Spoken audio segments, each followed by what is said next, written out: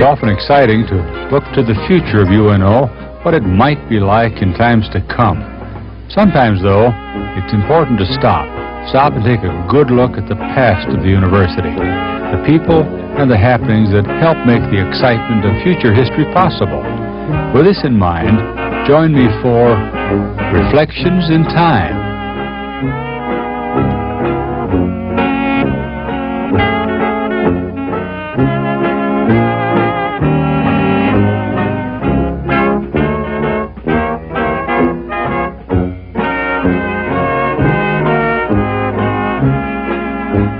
Dr. Milo Bail, President Emeritus of the University of Omaha, is a native of Missouri. Dr. Bail earned his bachelor's degree at Missouri Valley College and his master's and doctor's degrees at the State University of Iowa. Dr. Bail served as a high school instructor in science and athletics in Minnesota and Iowa, and a principal of the Iowa University High School, and as supervisor of secondary education up in Hibbing, Minnesota. He was also director of the University College and dean of the College of Education at Butler University prior to becoming president of Omaha University back in 1948, where he served until he retired in the year 1965. Well, Dr. Bail, it's so nice to be with you again today and to reflect on some of these things. And first of all, the last thing you mentioned there in that little introduction was Butler University, really. Right. And the last place you were, really, in terms of work before you and your good wife, Jo, came to Omaha. And I wonder if you can reflect a little bit on just why and how it came to be that you and your family came to Omaha.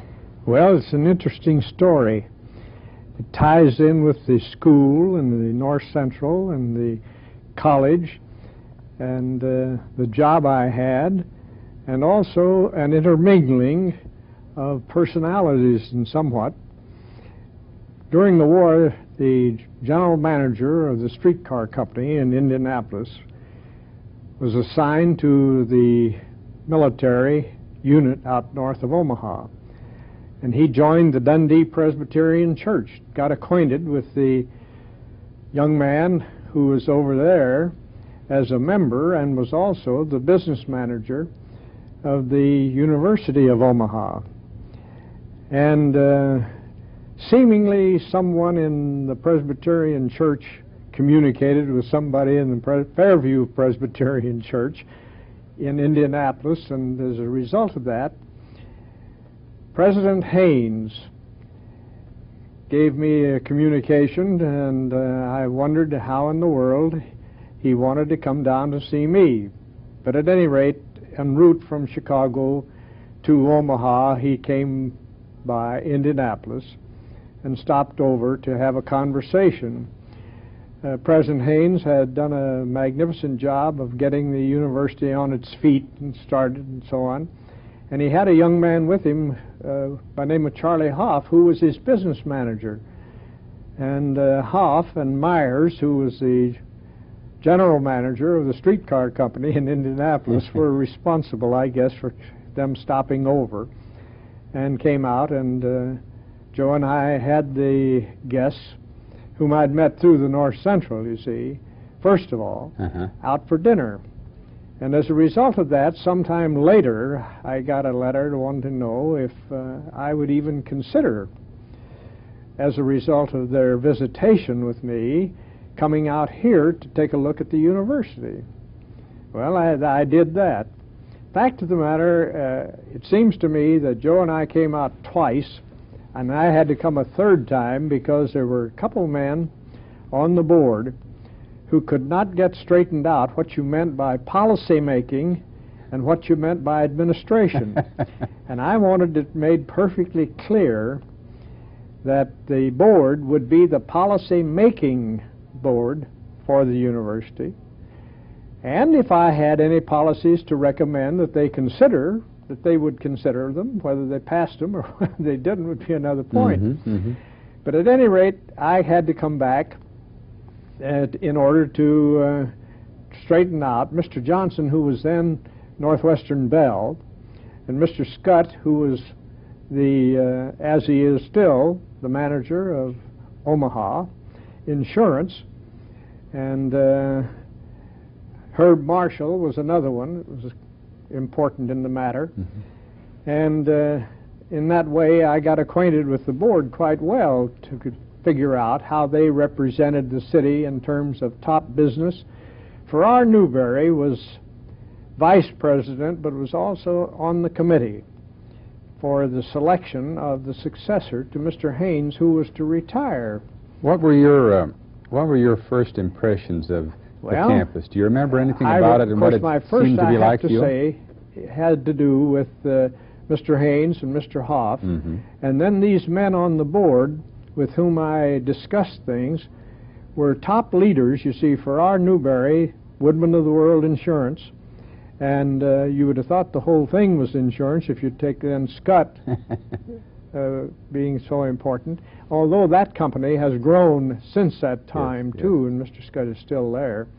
That the boss then was Mr. Criss, of course, Dr. Criss.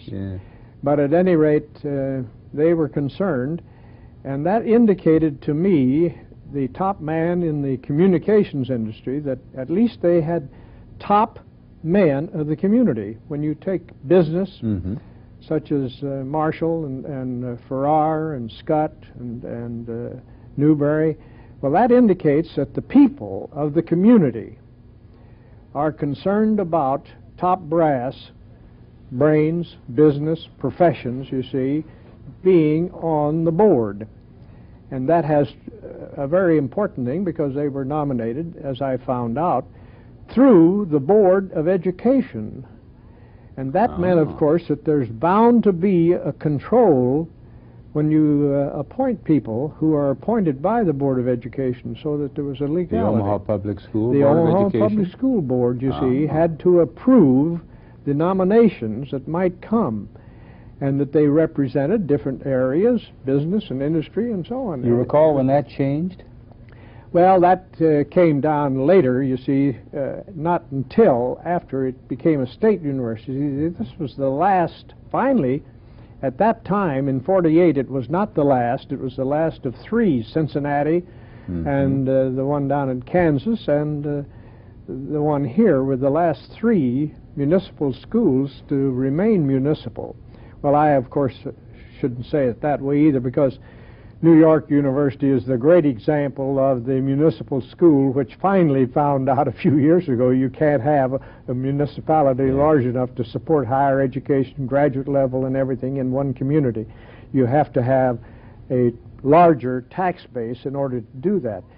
But in coming out so many times, I got acquainted with these people, and on the way back, the second time when Joe was with me, we went back, and she went down from Chicago to our home in Indianapolis, and I went on to Atlantic City in order to attend one of the national meetings that was being held there. That was sometime in February, I guess, last January, February.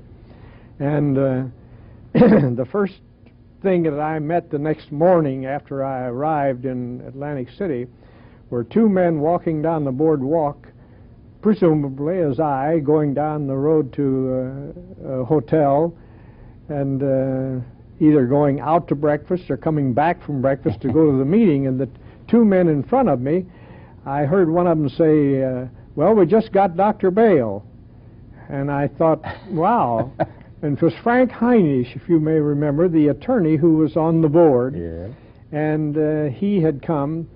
He had a great deal to do with the public school system here in Omaha as an attorney and etc., and was on their board for the university connection.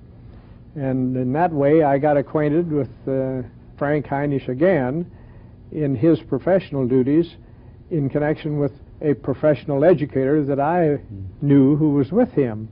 Now, when you came, Dr. Bail, in the 40s, you came at a time when World War II was about its end and had been for just a few years, and the country and the climate and the educational climate was changing, wasn't it?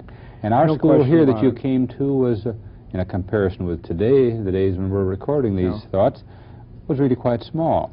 Yes. What are some of those first problems that you remember you faced in the 40s there? Well, at the last of the 40s, of course, there were several things. We were leading in, remember, we were leading into the 50s, and the early 50s presented a real problem, and we, as a result of that, came in.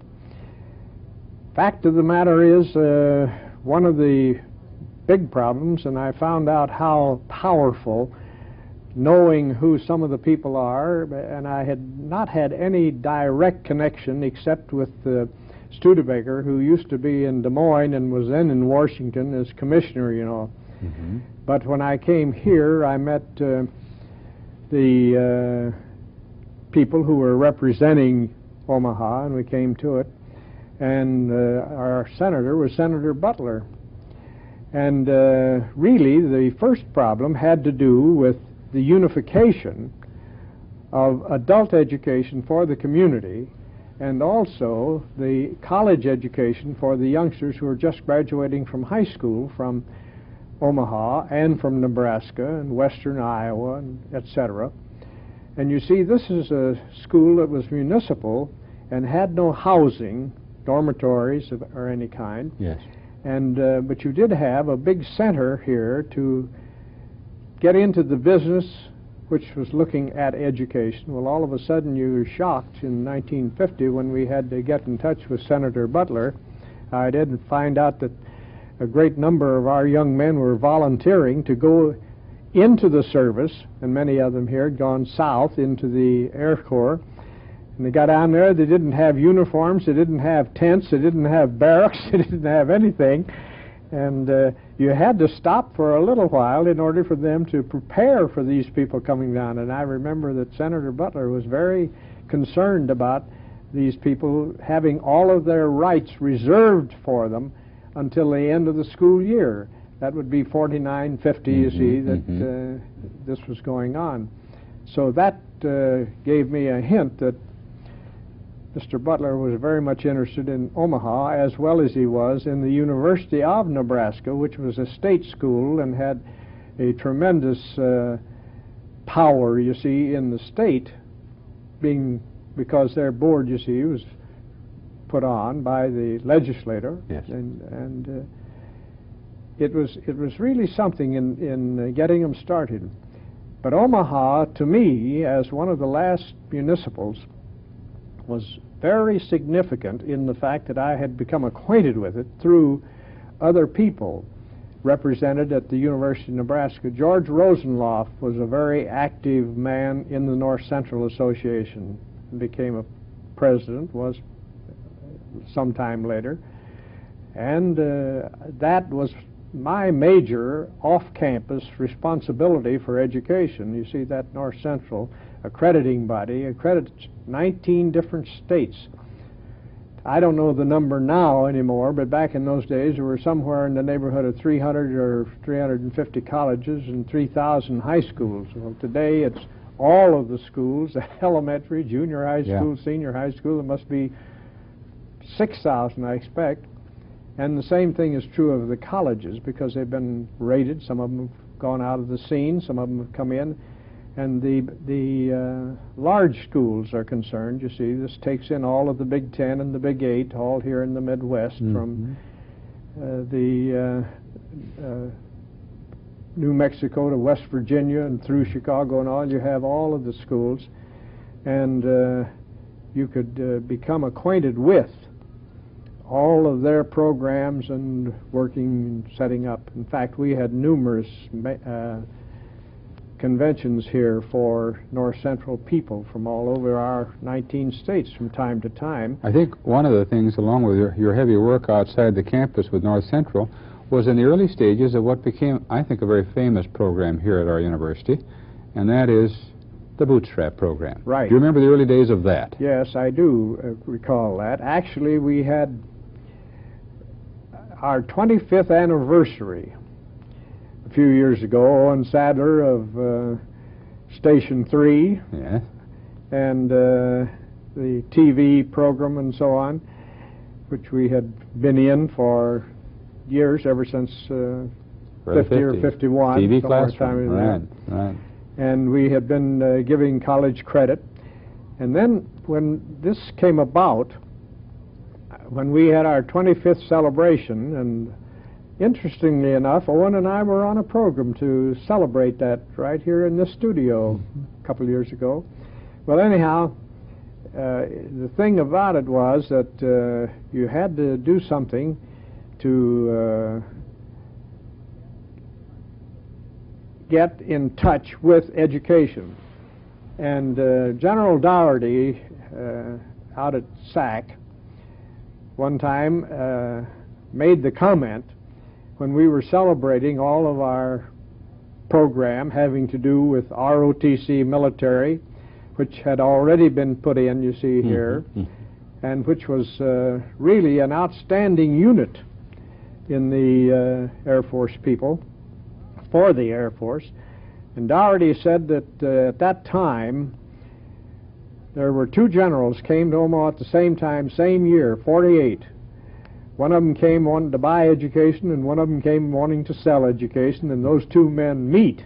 LeMay and Bail. And they did meet, and we had a meeting out at, and interestingly enough, my first meeting out there was at a dinner with the LeMays, and I took out a couple of deans and their wives, and my wife, and Mrs. LeMay was there, and we talked about the possibility of having a unit that would be devoted not only to adult education, but be strictly for the military, for the officers. And General LeMay had the idea that every officer should be a college graduate and have something else to do beside running an airplane. He was long on everything from opera to organ recitals to automobiles. In fact, made an automobile himself. And so though Dougherty said when those two generals got together, they really clicked education-wise. And we did, and it made it necessary from time to time.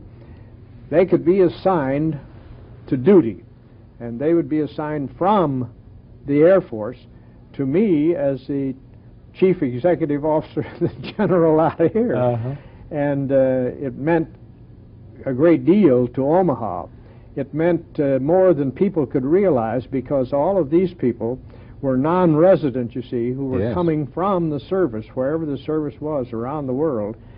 And that meant it was necessary to have them well taken care of so far as advising them. And when they got within 18 to 24 hours of a degree, wherever they were on whatever camp, then they would be assigned to duty on this campus, and their duty was to pass those 18, 24 hours, whatever it was, whether it was 6 months, 9 months, or 12 months. And you theoretically were their commanding general for and this 18 hours. This made, at that time, a very heavy enrollment in the adult education, and it put adults in with all of the students, you see. In other words, they participated in the whole thing.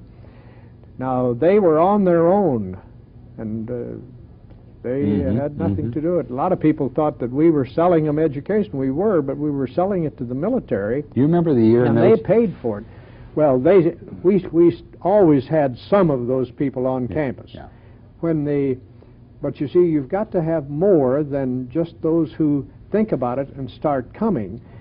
In this case, General LeMay was of a mind to get behind it, and he would send out a bulletin to each of the commanding officers, you see, all over the country at these bases, and say, if there are men getting in there, I want you to get behind them. And then he asked us if we would have.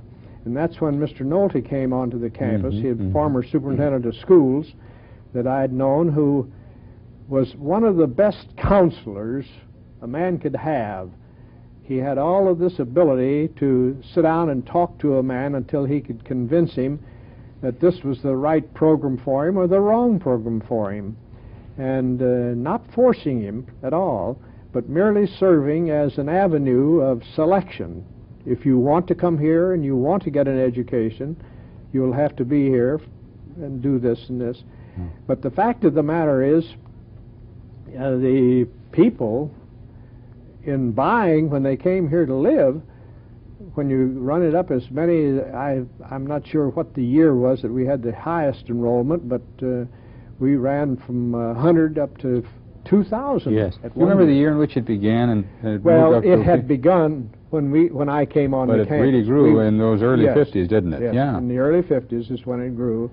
Now there are many campuses that have the program, but then we were one of the only ones practically that had it. But actually, Maryland was doing Mr. LeMay's, or General LeMay's, education while the base was there. And when the base came to Omaha, out at Offutt, you see, at that same time, and when he came and brought the command out here, then that meant that he had to have the officers from all over engaged in education. And those were wonderful days when the campus was filled with our own youngsters. You see, we had somewhere in the neighborhood of 5,000 when I came, and I think that ran up to somewhere so that you'd have 6,000 or 8,000 in the day school, and you'd have 5,000 or 6,000 in the evening. I can remember within 1955, 56, we were running 8,000 and 9,000. And then, of course, since it became a state, well, then it's drawing from all over the state as a state university. But we were municipal, and the economy was such that we were able to do it at a very low tuition, you see, because these boys were paying their own way, not only their own way, but for the families, they had to rent houses. And you know, one of the interesting things, Mr. Borge, is the fact that so many of these people now have gone on to retire from the military, and I would guess that you'd find 1,000 airmen who've resigned, retired, and moved to Omaha. And they're in all kinds of business here. Yes. And you notice every once in a while, one of the big shots, one of the generals, sure enough, and lots of the colonels and many of the men who came to school have retired and come to Omaha and are in significant positions. They retire, I don't know their age for retirement, it's less than it is for educators, but then nonetheless, it has added a great influence to our whole community. To the whole community, to have these people in that. And of course, the municipal university was made for the local people to begin with. And when I came, it was fundamentally mostly from our Douglas County. Yes, those and early the years surrounding counties. Yeah, in western Iowa, right? In western Iowa. Yeah. How big was the university when you came about? Well, I would say there would be 5,000 somewhere in 1948. Enrollment, right? Yes. And no, predominantly Douglas County and Pottawatomie County. Yes, Sarpy and around, and Pottawatomie. One of the things that you were heavily involved with through the years was maintaining the fiscal stability of a university that had lots of problems. And in those 50s and early 60s, do you recall some of the major problems you had? Well, fundamentally, we had a powerful board. There were excellent men selected who believed in higher education, and they were willing to work on it. And they did give a tremendous influence to the community. The caliber of the men on the board, and women, Mrs. Swenson and Mrs. Bath to begin with, and a number of those people who were very active educationally, and then on to Mrs. Merriam, who was the last and I think the only other woman who served during those 16, 17, 18, whatever number of years it is. But the other thing that I think that was so important to Omaha, the thing that I think attracted me more to it than anything, because the military came as the frosting on the cake, you see, that brought in dollars that we wouldn't have had, and we might have had the end of the, and we were the last municipal. After Cincinnati went state, then we were the only municipal left. I know one year I was president of the Urban Association of Colleges. Now that's the big shots from New York to California. And we rated about 6th with Syracuse in terms of our adult program and meeting the needs of our community. So that we were doing a crackerjack of a job of trying to meet our needs with such a little amount of such a small amount of money at that time. And that meant that the bootstrap program helped a great deal in financing the schools. But also it gave us an opportunity to show the worth of the institution. And the thing that attracted me more than anything else to the university was the Strength of the faculty. Dr. Jenkins had been on and Mr. Haynes had been on, and they had both, supported by the boards, had gone out to get on this campus some of the top-notchers. I don't care, bar any of them. You take Bill Thompson in psychology, and Bill Thompson and one of the Edwards girls in his department ran the whole program for the public school system of what to do about, and I just sometimes wish the public school system had left Thompson and Edwards alone, and they'd have handled all these problems having to do with the psychology of the public school system, the elementary school. Yeah. Well, those two, and Jim Earle in mathematics, and Garlow in science, and Nell Ward in chemistry. One of my doctors was a graduate in medicine at Creighton, having had his chemistry with Nell Ward, and he just, that was in the early days, I recall, got acquainted with her, knowing that she was training a great number. And this also meant that we did have a nursing school that connected with all of the hospitals. The Jenny Edmondson Hospital, the Methodist Hospital, the Clarkson Hospital, and we had extra people who were qualified in the nursing, one of the girls out at Methodist and one of the girls over in Council Bluffs. We had a number of these specialized programs like nursing then, the bootstrap program. A number of specialized programs, but that enabled us to utilize these men who were the top men and who did so much for Omaha in the public schools, and I brought along a couple of men with me, Gorman in education, yes, indeed, and that related with Harry Burke, and then subsequently, I don't know how many people on the board and on the administration and in the teaching the classrooms, but we had top people, you see, that were brought in. And one of the great men of all times in education was Ev Hosman. Ev Hosman in adult education was one of the better men in adult education in the United States. He really started our program, Yes, I would say in a half dozen men in the United States in higher education, he ranked right up with any of them. I don't care who they were. And in the days that began, that was a very minor part of a normal college university program, wasn't it? So we were really a pioneer there. And it would be one of those that would be part-time for people to come and pick up a course, whether the course was in literature or language, or whether the course was in science, or whether it was in business administration. And they could do that. But when you have this kind of a program there, and those people concerned about it, you've got to have a full-time so that adults go in the daytime and youngsters go at night.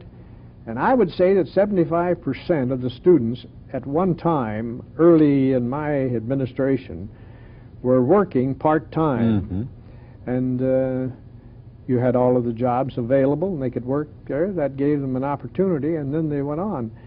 But when you think of the organization, the people we brought in, one of the men that we had to have soon had to do with the many different conferences and workshops and the Foreign Affairs Institute.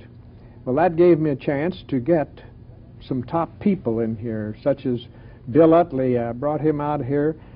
He was one of the best men the university could have had in the Foreign Affairs Institute. He was a political scientist. He knew what was going on in government, you see, and he taught that and came in as head of that department, and then had charge of the World Affairs Institute. These were, a couple hundred people had come out here to eat, and it didn't make any difference who the lecturer was. He'd have one every Sunday night for 6 or 8 meetings during the year. And that's being continued now by the present administration in the morning breakfast. With the ABC breakfast. They get up the ABC breakfast at 7:30 in the morning is somewhat of a continuation, although not restricted as ours were to more of the foreign affairs, you see, for the evenings. And then here would be these other men and women who were responsible for the day programs and conferences and so on that we were having. But when you think of it, all of the times that we had were not bad times. There were so many times that were such wonderful situations that I get back from people who left Omaha, things that you said, and I never taught a class on this campus. I taught at the University of Iowa for years. You're too busy for that, weren't you? At the university, I had taught, and Dean Packer kept me on in the summertime for a long number of years. I suspect 15 or 20 summers that I taught over there before ever I came over here, you see, from about 1930 to 1948. I was in and out of there, and I knew more of the people from the western edge of Iowa than I did from Nebraska, because they used to come of your attachments to the university. Summer. Well, one of the things that you had, I imagine, Dr. Bail, to wrestle with long and hard, and I remember it in the early 60s, and all through the years you were here, was the source of income for the university other than the tuition monies which came.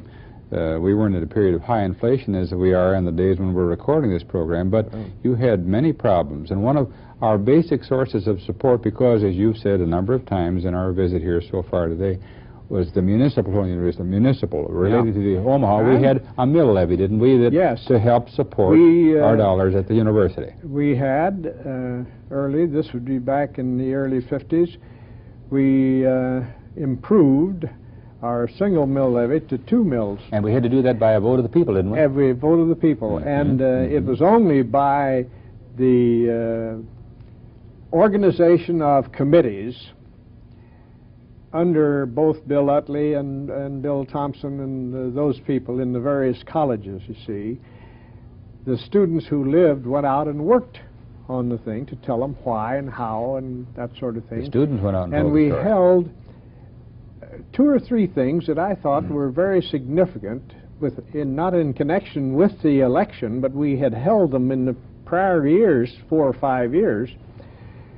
The meetings out here, we were finishing up the field house, and we held some of the counseling in the field house. When was the field house finished, Dr. Bail? That was the second year I was here. In 1950, then. Yeah. And we held these vocational conferences, and we had displays and whatever else they wanted to do, so that we got the people coming out to visit at the university. And in those conferences and workshops, then the faculty had a chance to talk to parents and parents to faculty. That had a tremendous influence on doing the thing that we did. And then the number of people on the faculty who were also engaged in so many of these programs. Yes. For example, we brought a man in retailing, and we set up the retailing program, Herf Davison. Yes. And that gave us contact with all of the retailers, and then the connections and jobs and so on that they could get. And then the same thing was true with the public schools. And there were so many people who were competent enough to go out and do these things that we made connections with not only the hospitals and the schools and the neighborhoods in which people lived, you see. And then this meant that the students began coming down. So the old thing that met me when I came, Dodge High School, faded out. Now there are still some old-timers as old as I am or older who still say, well, I remember the days when that was Dodge High School. But they've forgotten that back 50 years. I've been here 30 years, and I would say that there are very few people left now, you see, who were here calling it Dodge High School. And believe you me, it takes a tremendous amount of energy and money to get the personnel that would be top personnel. And I would just put so many of these people that we had on our faculty here with anybody that it wouldn't make any difference where they would go. They couldn't get any better than we would have in the faculty right here at the University of Omaha. What do you think some of the reasons overall, Dr. Bail, that some of these fine people that you've mentioned specifically and generally decided they, like yourself, wanted to come here to Omaha and to this, at that time, Municipal University of Omaha? What brought them? I think the main thing had to do with the quality of the faculty. And the fact that they had a chance to participate with the faculties that we had, the people we brought in, and you just don't do it. You see, if you're talking about a school, the first thing you start thinking about is, well, now what kind of a faculty? And of course today, with all of the things that are going on, you have far more but you must constantly be alert that I think the biggest job that the president has is to see not only the fact that he has to be the chairman per se of all committees that are looking for, and for you to find the top man in these industries, you have to have a lot of undercover work with your colleagues in other universities. You need to know lots of you people need to to know people, and that contact that I had in the North Central made me know where to find people. That was really valuable to you, wasn't it? Very invaluable all the time. And also, I found that my choice, a lot of faculty people are selected, I think just as doctors are selected by word of mouth from other people. He's a competent doctor, or she's a competent nurse, or this man is this, as an historian, as a man that can get. And that's how you pick up people like Bill Utley and Herf Davidson and John Emery from Indianapolis that I brought out, people who are really top-notch in their area. And then they like also to find an environment that is conducive to that. And I think of the 31 years, and of course I was here and not looking over the shoulders the last dozen years that I've been retired, but over those 17 years, I don't think a person could have had a better environment for education than we had right here in Omaha and at this campus. The number of people that go through, one of the things that interests me is what they remember. And of course, I have always been a talker, just as I am now. Talk. But one of the things that I did over the 17 years, I greeted more than 17 classes, because you see, I think one of the first changes I made had to do with people not just graduating once a year, but if they completed their work, you'd graduate either at mid-year or in May or the 1st of June or in August. And the freshmen, you used to tell them something, remember? They always remember. One of your trademark lines. Every freshman, I would greet them. And when I would greet them, my first greeting was, look to your left, look to your right. And when they would look, now you see who your colleagues are going to be as students, you see. And there are only one of the three of you that'll come forward in 4 years to get your diploma. Now, there's nothing wrong with taking 5 or 6 if you have to, and you're working, but only 1 out of 3 right there will come forward. And you know, that has been thrown up to me at every one of the commencements we had where we gave out the diplomas. I'd hand him a diploma. I'm that 1 out of 3, just like he wanted to show me. I made a dare with him, you know. And I've had that come back to me every commencement that I presided here and gave out diplomas.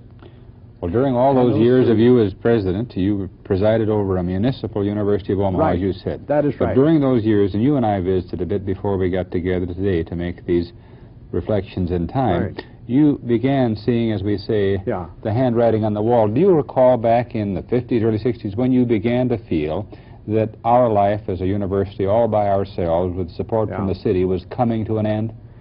What are some of the things there that helped bring that to be? I belonged and attended the meeting of the Nebraska Foundation. And there are people in the foundation, it's still a going organization, a going time, and I was asked to give, in 1964, I think it was, I had been making a series of talks See, I gave more speeches in a year than you would if I had been teaching a class. Talked any and everywhere, and I had an invitation from a man in Lincoln to know if I would give a talk in Lincoln on what education in the state of Nebraska should be. Well, one thing, it shouldn't be the same as California or New York State or Ohio State, but it should be Nebraska education, I said. And if you're wanting me to make a speech, I'm going to talk about Nebraska as a particular type of state that is needing higher education, and quite obviously it ought to be centered in Nebraska. Well, that's what I'd like to have you do, and we'll invite in some people. So it didn't dawn on me, because this was not the first time that I had ever talked, you see, in Lincoln about education or anywhere all over the state from time to time. And so I had some very good friends. In fact, one of them was teaching for me, who's still in the legislature, Marvel. Mm-hmm. And he was teaching on this campus at that time.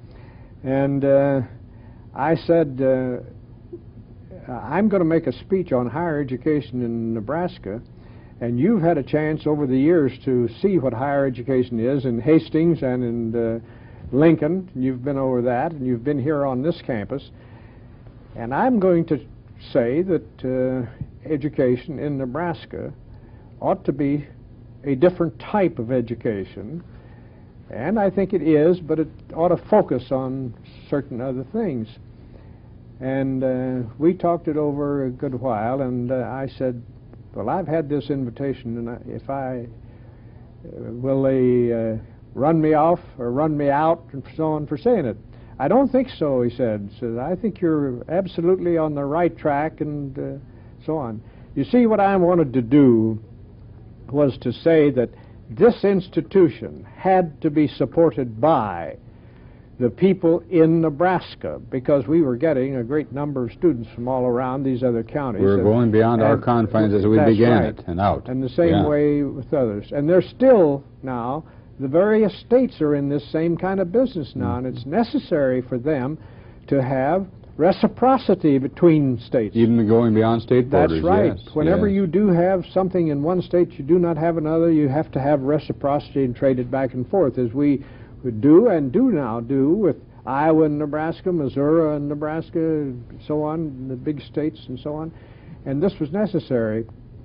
And so I did, and I made the talk saying what, and fundamentally we've got to have, like some other states do, not that we're so unique that we can't be like the rest of them, and it still is a problem in Nebraska, and that is a state board of education for higher education. For everybody. We have a superintendent of schools for Nebraska. We have a board that is in charge of the elementary. We don't need many of those elementary, but I want to say that those one-room rural schools did a grand job. Mm-hmm. You don't just have to keep them because we have other transportation, maybe. We got into the gas problem. Yeah. But at least Nebraska ought to have higher education. We have elementary and secondary schools. We have a board. But when we get to the secondary school, we had the teachers' colleges, the state colleges, the vocational colleges, the junior colleges, and then we have a lot of confusion. People say, well, he went 2 years to this school at this place, at this place, at this place, and he wants to transfer, and they won't give him credit and all this thing. Well, there ought to be a coordinating board, and I differ yet from some of the people. If you say this to the State Board of Education today in Nebraska, they are beginning to think that they maybe should do something to coordinate all of higher education. Mm-hmm. Mm-hmm. They don't have to do the same as they do in California or New York. You can't do it that way, because there you've got both a different state and a different environment and a different economy and so on. This is, and one of the great things here is that the economy is great in terms of agriculture. And you have, look at Minnesota and Nebraska. We have all of that in one university, you see. Yes. In Iowa, they have two. They have an ag school and they have a university.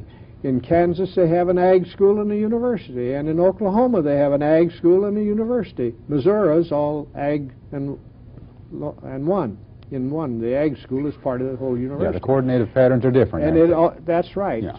But we are having coordination between these schools around in here, and one of the things that Nebraska still needs, and my talk in 1964, I gave at the point that there must be soon.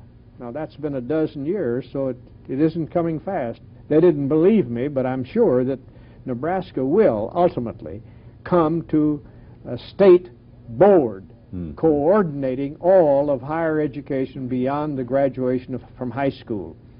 You see, it is for adults. It's for the individual who becomes 18, 19, then wants to go on to higher education. And how long does higher education last? All of his life. Yes. Well, one thing that was accomplished coming out of your speech, and a variety of things you'll agree, is the merger and the state support that we needed to help support this university. That's right. Yes. And that came then in a year or two so that they took in this one. But you see, they've got the same thing in taking over Kearney and Wayne and Peru and Chadron. And also, we've got to remember that the private institutions in this state must have support. They do have federal support. If you don't believe it, go down and find out how many students are going to school on federal support scholarships. Yes. Every time they do something on a campus as a job or so on, there's all kinds of support. And Creighton and Nebraska Wesleyan and all of the rest of these, Hastings, these are all state schools. Yes, but they're private schools and so on and so on. At the same time, they do certain things on those campuses that are paid for by taxpayers, nonetheless, you see. And it really is, I think, the next step in higher education in Nebraska has to be that. But in Omaha, the university has become a full-fledged state of Nebraska university, and gradually, as people begin to see, it isn't at Lincoln, it isn't here, it's higher education for the state of Nebraska. You're happy about that? Oh, yes. Yes, indeed. I know a lot of the faculty said, well, you turned traitor, you changed from municipal to state. Well, as long as I was municipal, we had to be municipal, and we had certain things that we didn't do, but we did do a lot of things in TV. I'm interested in one of the things that we started here is TV classroom, which was all over and done, and so on. People thought, well, we just now started it. And the studios in which we're working today, and these studios were put in back in those days at a time when this was the only municipal school in the United States giving TV classroom. The first one started in Cleveland and quit within 3 years because they couldn't support it, they thought. And we did. And we started it, and it's still going on now. Station 26, Station 32, Lord knows how many more. It's been going on 3 and 26 for many, many years, and then to the foreseeable future will continue. I don't think there's any doubt. And furthermore, all of the big schools have TV classroom now. It's getting to be common, isn't it? Just like the bootstrap program, as they've expanded. We've had some RITs which we set, which have really all gone of them are cooperating with military. They do the military, and they even teach on the other campuses. One of the disadvantages we had, we were invited to do military bases, but we couldn't. The law for the municipal school did not allow you to establish, as they have in Iowa, the places. You had to do it on this campus. So they came here, you see. You couldn't have the unit. But these other colleges, whether it's in Missouri or whether it's in Iowa, they've all decided that they've got to offer and have in their schools. Just look at the education that is running all day long. You go through the higher education institution beyond high school, and you see people all the way from 18 to 80 going to class. Another of your famous phrases, 18 to 80. Another one was art to zoology, is a variety of coursework. Right. But you know, everything that you were interested in didn't end, as I recall, in your many dynamic years here at the university with the academic and the staff and the faculty. One of the first places I remember seeing you making loud noises was over at this football stadium, I think. I don't think the University of Omaha or UNO ever had a stronger backer in terms of athletics. That was a lot of fun. Yes, and why don't we move over to that side of the road for just a little bit? There were a lot of things there that related to education that you were heavily involved with. That's right, in addition to being a spectator. And one of the things that I was very proud of was the fact that I was able to get people to join us who could run an amateur program without having to go out and buy and get and so on. You see, the big job today for the coach in any of the higher institutions where they are playing football or basketball, if you don't believe it, read the sport page a little bit, his first job is recruitment. He's got to go out and get the top player, whether it's in Terre Haute, Indiana, or whether it's in California, or whether it's Notre Dame or what. And so that's a matter of recruitment. And our boys here, and that included Yelkin and Caniglia and the people that we had working for him, one of the Fisher boys, for example, one of the best coaches in the country. Lloyd Cardwell. He's still and then the great old guy of Cardwell, who is just now retired. Yes. And Cardy, you see, was the boy from Pro and so on. But those people put on, and you have spots in there that are very important. You didn't have any big scholarship program, did you? No, we didn't. But you had some great athletes. We had some great athletes. And the great athletes came as a result of the personnel. The best baseball coach in the United States in college thirds. And the College World Series is a monument that they've forgotten today. But at that College World Series, Mr. Yelkin, Ed Pettis of Brandeis, Jake Isaacson? No, not Jake. Well, Jake Isaacson was always one of our strong supporters. But Maury Jacobs. Oh, yes. And Amundsen, who graduated back in 1950 or about that time, was on that committee, put on that committee by Jacobs. And he's still on that College World Series committee. And I want to tell you that Amundsen and Ed Pettis, Yelkin, the coach, and the coach over at Ames, and I can't think of his name, and the coach at Missouri, those three go back. The first 2 years of the College World Series in this town we put on and had that support. And then it rained, and we had to pass the hat. And Ed and Jacobs and Amundsen and these people, Byron Reed was another one for Maury Jacobs. We went around and passed the hat and got the College World Series here, and it is running still today. Every college campus in the country in February, or some of them in January, will hold their baseball meetings and put up a big sign, "On to Omaha." And we worked, and Yelkin and Ed Pettis and Amundsen down at Bozell and Jacobs, and the coach at Ames in Missouri, they deserve to have their name in that. And today it's one of the great things that does do something in college athletics. Why was it that you, as an academician, a dean and a president, got so interested in athletics? Do you really feel that was a good part of the program, too? Well, it's a unit program. Listen, these youngsters back in my day, you went to elementary, then you went to high school, then you went to college. But in order to make a well-rounded individual, I had some great teachers. My chemistry teacher in high school, my math teacher in high school, and then I went on to college and I had the same situation. I was an assistant, but I also had a lot of support. I remember the president, Black, of Missouri Valley College, coming out and telling these fellows who had met on the campus during the summer one time to play baseball, and he came out to them. They couldn't get the game started. Why? He couldn't find an umpire. And he yelled at me. I was clear out and watching.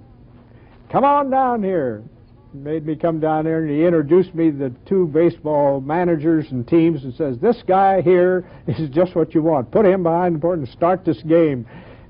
Now, that was my first touch, you see, quite off of it, while I was in school. And that gave you the and bug, that gave me one thing, plus the fact of the coaches being concerned about it.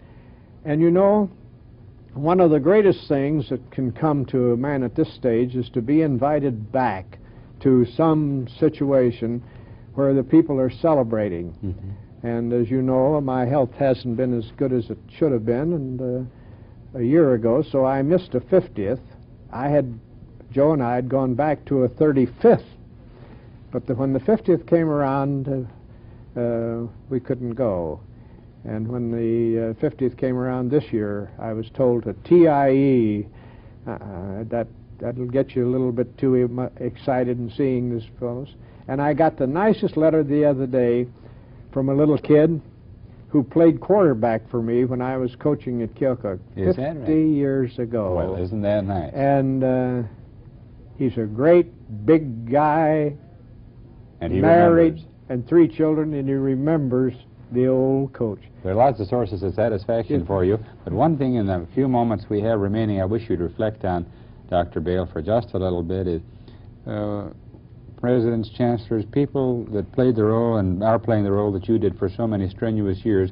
What would you say is the hardest thing about being a president or a chancellor? Oh, I think there's no question, is selecting the proper members of the faculty who can come in. You see, it's to put in place of certain people. This one goes and you've got to put a replacement and so on. And the main thing about it is being able to select.